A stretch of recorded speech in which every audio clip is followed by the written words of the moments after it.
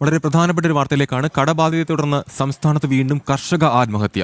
കണ്ണൂർ ചെറുപുഴ സ്വദേശി ഏലിയാസ് അമ്പാട്ടാണ് മരിച്ചത്. കീടനാശിനി കുടിച്ച് ചികിത്സയിലിരിക്കെ ഇന്ന് പുലർച്ചെയാണ് അന്ത്യം. മികച്ച കർഷകനുള്ള പുരസ്കാരമടക്കം കിട്ടിയ ആളാണ്. വിവരങ്ങളുമായി മിഥുൻ പിള്ള ചേരുന്നു. മിഥുൻ പിള്ള, ഇപ്പോൾ കടബാധ്യതയെ തുടർന്ന് സംസ്ഥാനത്ത് വീണ്ടും ഒരു കർഷക ആത്മഹത്യ ഉണ്ടായിരിക്കുന്നു. അതിലേറ്റവും പ്രധാനം മികച്ച കർഷകനുള്ള പുരസ്കാരമടക്കം ലഭിച്ച ഒരു കർഷകനാണ് ഇത്തരത്തിലൊരു കീടനാശിനി കുടിച്ച് ആത്മഹത്യ ചെയ്യേണ്ടി വന്നിരിക്കുന്നത്. എന്തൊക്കെയാണ് വിവരങ്ങൾ? അമൽ, കഴിഞ്ഞ ദിവസമാണ് ഈ ഒരു സംഭവം ഉണ്ടായത്. അതായത് കഴിഞ്ഞ ദിവസമാണ് ഈ ഏലിയാസ് അമ്പാട്ട് എന്ന് പറയുന്ന കണ്ണൂർ ചെറുപുഴ ഇടവരപ്പ് സ്വദേശിയായ കർഷകൻ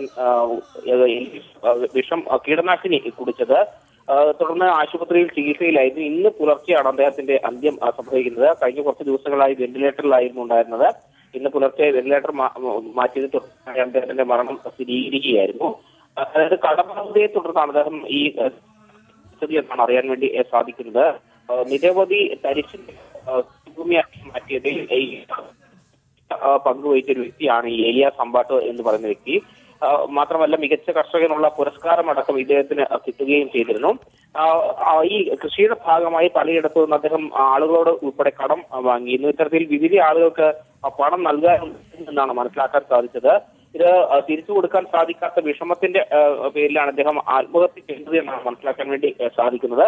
ഏതായാലും ഈ നടപടിക്രമങ്ങൾ പൂർത്തിയാക്കി അല്പസമയത്തിനകം തന്നെ ആശുപത്രിയിൽ നിന്ന് മൃതദേഹം വീട്ടുകാർക്ക് വിട്ടു നൽകുമെന്നാണ് മനസ്സിലാക്കാൻ വേണ്ടി സാധിക്കുന്നത്. അമൽ, യെസ്, കടബാധ്യതയെ തുടർന്നാണ് സംസ്ഥാനത്ത് വീണ്ടും ഒരു കർഷക ആത്മഹത്യ ഉണ്ടായിരിക്കുന്നത്. കണ്ണൂർ ചെറുപുഴ സ്വദേശി ഏലിയാസ് അമ്പാട്ടാണ് മരിച്ചത്.